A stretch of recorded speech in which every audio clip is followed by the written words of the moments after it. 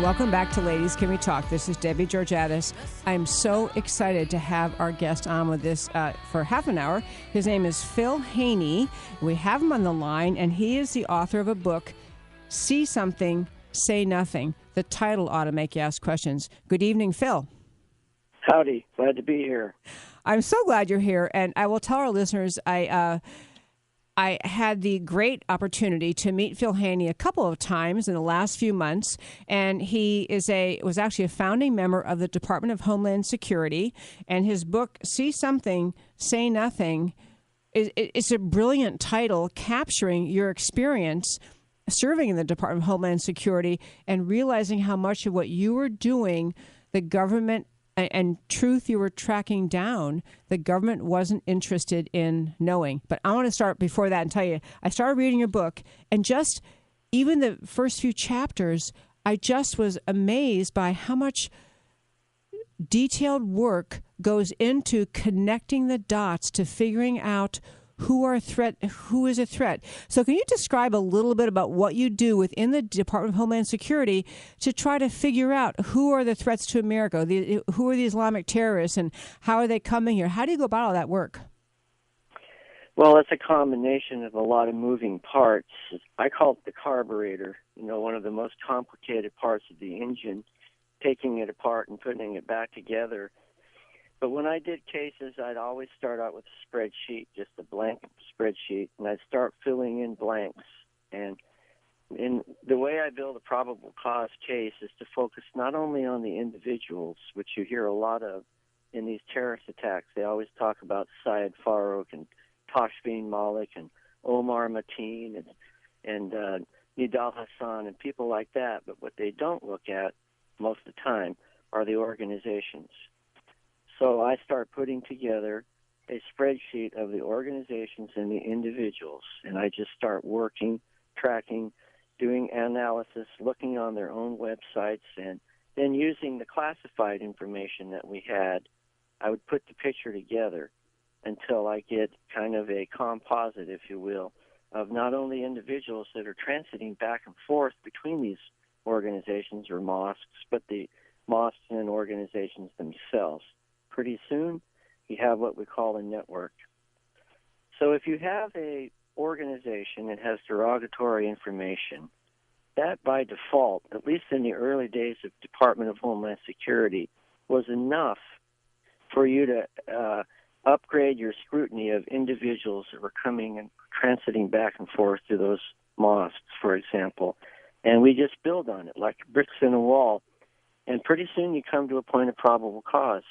And that's what ends up getting individuals put on, let's say, the no-fly list, or deported, or refuse entry to ever come, or not get a visa. There's a whole variety of what we call law enforcement actions that can be taken once you've accumulated enough information in the case.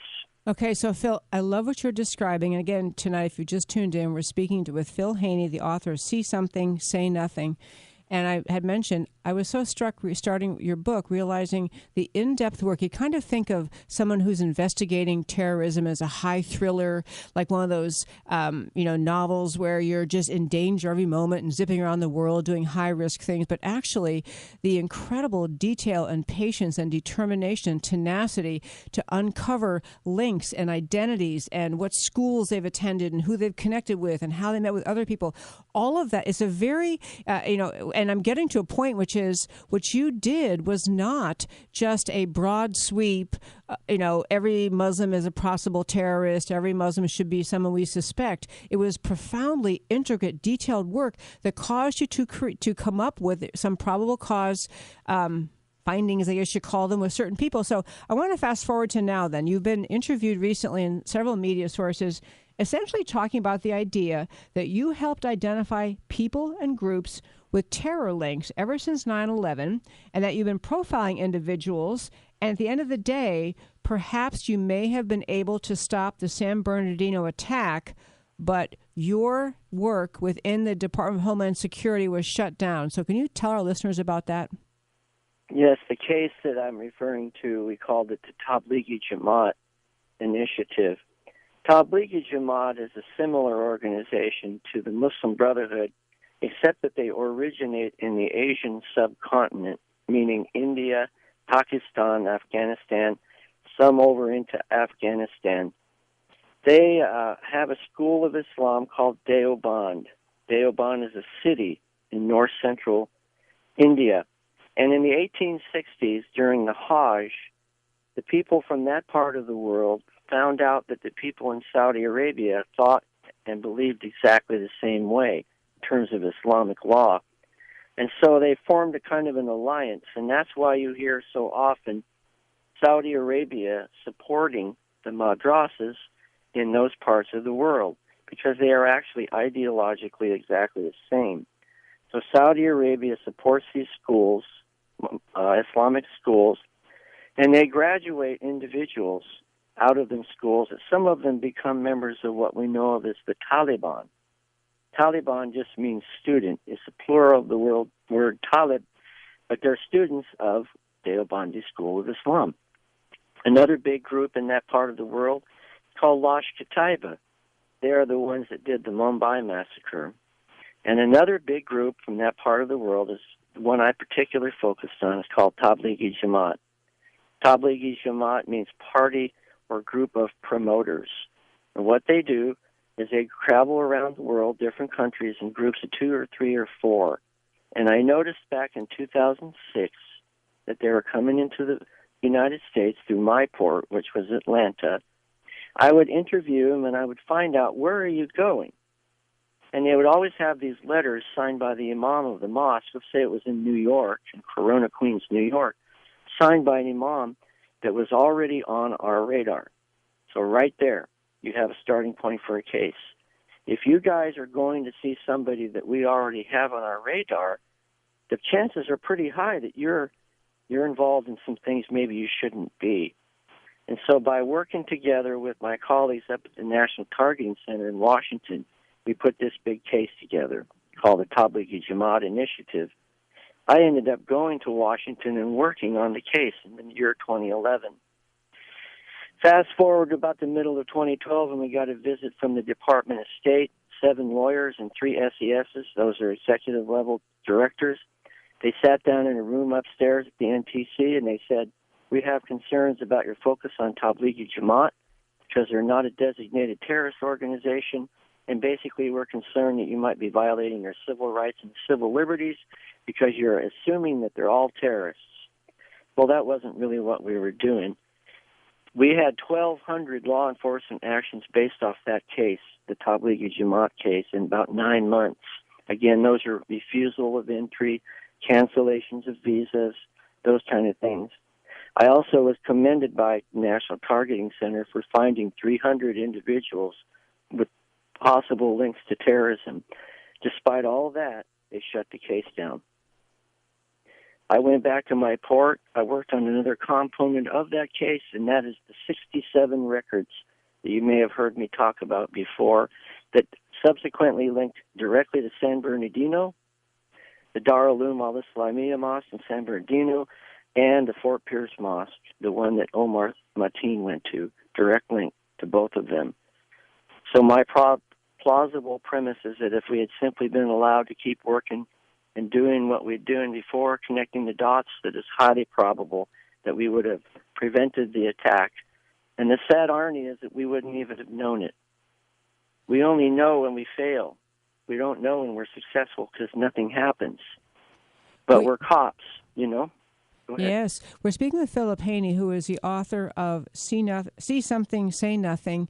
And we have just about a minute in this segment, and then he's going to come back with us after the break. But part of what we have in reading this book, and I really urge our listeners to read it. Honestly, I got to the part where the name of the group that you have pronounced perfectly, I'm sure, this entire show, Tablighi. I couldn't even find how to pronounce it online, but Tablighi Jamaat. But the point of it is, we Americans think we're well informed because we've heard of Hamas, or we've heard of the Taliban, or we've heard of just a few of these groups, or Al-Qaeda. But there are literally dozens of groups, organizations, schools, missions, people involved in terror. And it takes diving in, like Phillip Haney did in his work at DHS, to connect the dots, to figure out who these people are, that they may be problematic, so we don't have, so we're with the effort, of course, to prevent more attacks like San Bernardino, Orlando, Boston, Fort Hood, all the other ones we've had in America. And so when we come back from the break, what I want to talk with Phillip Haney about is what the reason was that his investigations were shut down by the Obama administration, and whether it was political correctness that really led to danger in America. This is Debbie Georgatos and Ladies Can We Talk.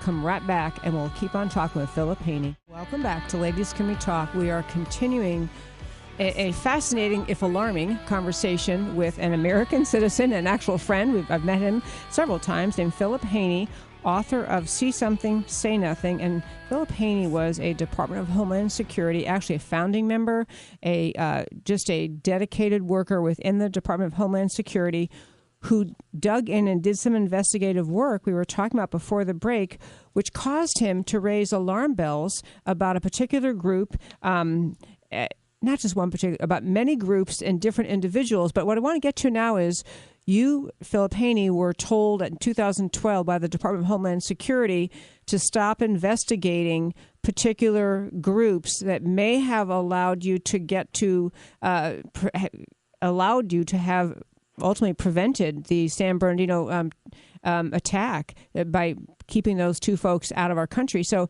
what was the reason that the Department of Homeland Security gave you for shutting down the investigation you were doing? Well, the Judicial Watch, the organization in Washington, D.C., came alongside and helped me, and we FOIA'd, Freedom of Information Act, we call it FOIA-ing, my case through the Department of Homeland Security. And after about a year, we got 4 caches of documents. We didn't actually get anything that we originally requested. They sent us a bunch of other stuff that was somewhat redacted, but still discernible. And in those caches of documents, we found the emails going back and forth between the different branches of DHS and Civil Rights and Civil Liberties branch and Department of State. And they state quite plainly the reason they're shutting it down is because of concerns about civil rights and civil liberties violations. But we have to recall that these are not American citizens we're talking about. These are foreign nationals. And after the San Bernardino attack, they made a public statement, DHS, CRCL, Civil Rights and Civil Liberties. This basically proved my whole premise. They said that the reason they didn't query Tashfeen Malik's social media is because they were concerned about violating our civil rights. And that was essentially, in a nutshell, the whole reason why they shut these big macro cases down, because they have a higher concern for the civil rights and civil liberties of people coming into the country than, in my opinion, they do for protecting the civil rights and civil liberties of U.S. citizens from attack. You know, Phillip, I'm here tonight actually with 2 of my co-host leading ladies, and we're all just staring at each other, just shaking our heads. You know, I think that Americans assume pretty much that the federal government's number one job is to protect the safety and security of the American people. And that job extends to protecting us to the best of our ability from keeping terrorists from entering America and monitoring people here who engage in suspicious activities with the goal ultimately of potentially shutting them down, sending them home, arresting them.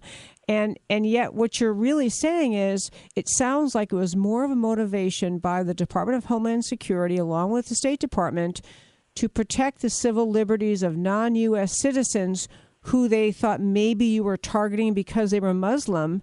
That was a bigger goal of protecting kind of a PC-ish protect against possible discrimination to the detriment of American security. Well, that's right, because if you look at Eric Holder's legacy, that's what I call it, he left a parting gift to law enforcement in December of 2014. They were called the New Guidelines for Federal Law Enforcement Officers. And even though it's kind of complicated language, to paraphrase it in simple terms, you cannot develop cases based on religious affiliation, period. It doesn't matter what that religious affiliation might be. You're not allowed to develop cases, and if you do it, they will come after you for discrimination bias. I'd like to ask you a rhetorical question to go back to your observations about these other networks that are operating in the United States, like Tablighi Jamaat. What is the reaction that we hear every time we hear about an attack happening in the United States from the administration? Every time they say, we don't see any evidence of involvement with a foreign terrorist group, right? Yes. But they never finish the sentence. What about the ones that are already here in the United States? And what they're doing is they're giving the American public a false assurance of the reality of the nature of the threat we face. I'm not trying to say this to be scaring people, but what I'm trying to say is that until we come to the point when we're told by our elected officials and people in authority the true nature of the threat we face, we're going to keep seeing the same thing happen over and over again, because we're not being told. We're told half-truth. Yeah, they looked at Syed Farouk's phone, and they said, the FBI, that they didn't find any links to foreign terrorist networks. But they didn't say a word about the network that we discussed earlier. The fact that the Darul al-Islamiyya Masjid, right there in San Bernardino, is linked to a whole network of other places like that across the United States. And so people assume, because of the words that are used, that if they're not connected to ISIS, then everything must be okay. But ISIS is just one branch on the tree. Tablighi Jamaat is another branch on the tree. There's lots of branches, and those branches overhang North America, if you will. I like to also use the illustration of a solar system, just like our solar system. There's different planets, and some of the planets have a lot of moons. We have asteroids and comets and everything, all circulating around the sun. And that is a common factor in the Islamic world. There's a lot of different planets orbiting around the sun. But in this case, the sun, the gravitational force that keeps all those planets in orbit, is Sharia law. And that's where we need to shift the discussion to. When we talk about terrorism or violent extremism or even jihad, those are all tactics. So we have to understand, what are the tactics for? What are these things that they're doing? What's the goal? The goal, the strategy, is implementation of Sharia law. That is the global driving force. That is the gravitational force that moves all these different Islamic groups forward. Is their mandate, according to the Quran, chapter 2, verse 191 through 193, that to implement the law of Islam everywhere in the world. And that is why you see 28,000 different jihad attacks since 9/11 somewhere in the world, about once every hour. It's not random. It's not arbitrary. There's a reason for it, and that is implementation of Sharia law. So what we need to do is come back to the Constitution, like I heard in your promo before the show started. Come back to the Constitution and compare the Constitution to the provisions of Sharia law, and then no one can accuse you of being a bigot or a racist or an Islamophobe, because you're standing on the solid foundation of the Constitution. That's the only thing that's going to give us the strength to find the wherewithal to recover ourselves. Political narrative will never work. It has to go back to the Constitution, and fighting tactics like jihad and terrorism are like a changing kaleidoscope. They're constantly morphing from one thing to the next to the next. Focus on Sharia law. That's what we need to do. You know, Philip, it's interesting when you say everything you just said. First of all, it was just fascinating. And, you know, I've thought many times how Sharia is part of what many people point to as just, you know, as one goal we should all understand, that is, it emerges from Islam, it emerges from the Quran and from other writings and other writings of the early Islamic scholars, and it is something that is a logistical and logical target to say this is something we can't have here in America. We can't have Sharia and the Constitution.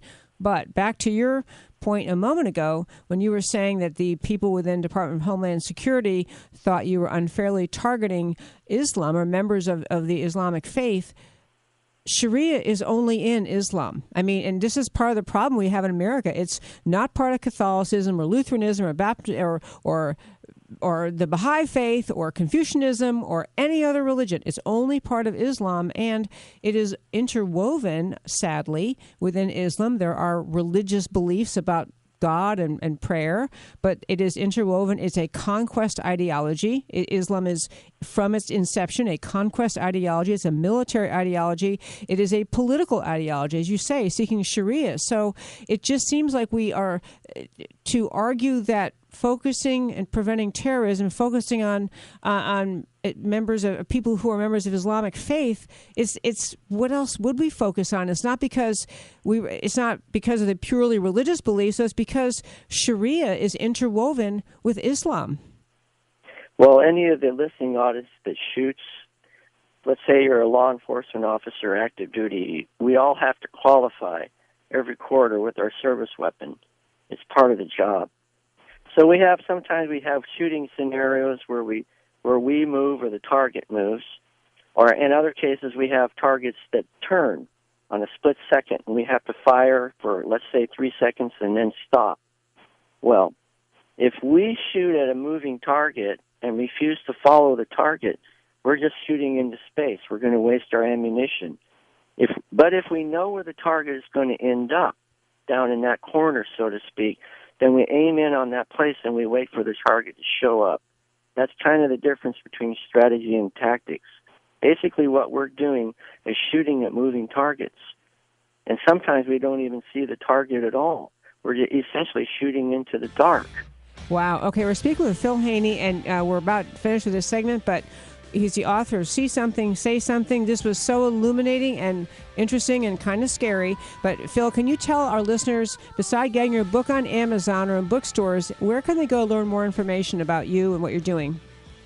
Well, I don't have a website, and I'm not on Facebook because I was underground for so long.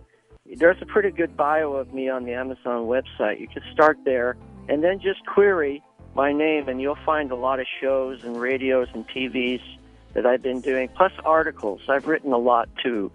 So there's a lot of print articles out, probably about 150 or so in the last few months that you can find pretty easily. Love that. Phil Haney, thank you so very much for being on with us tonight. Thank you very much, everyone, for listening.